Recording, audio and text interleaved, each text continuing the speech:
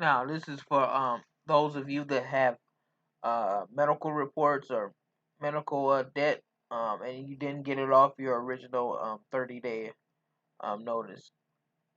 This is a request for a validation. Again, Hippa Laws is, if you don't know what Hippa Laws is, it's saying that medical professionals cannot share your medical information with anybody outside the medical profession. So when you do sign those releases for your medical records, it's not for an outside person, it's for a medical um, facility or medical provider. So what you'll do is you'll send another 3 of those letters along with this validation letter. Uh, you'll have to edit it, of course. And what this is saying is that you cannot um,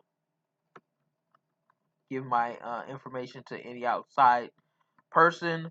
And also, what this will do is if somebody sends you back a validation as far as like a medical bill, what you'll do is send this letter off along with that medical bill and proofs of identity, and which is your social security card, your ID, and the current address, along with the thing that they sent you back, along with this letter here to those 3 credit bureaus, and then they'll remove it for you, because it's a violation of Hippa laws, and there's the law right there.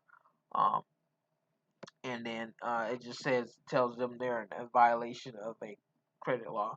So you'll send this to them, and then also one to the collection agency that's um, trying to trying to get the information from you. So let me backtrack. You don't have to send a letter with this form to the credit bureaus. You just have to send that those 3 letters that you get in the 3 original 30-day letters, along with that medical bill that they, if they sent you back a medical bill, you'll send that to those 3 credit bureaus and reporter bureaus. So they'll wipe that off for you, and then you'll send this to the collection company, and then they'll have to remove it within 30 days, because there's it's against the law for somebody to share your medical information.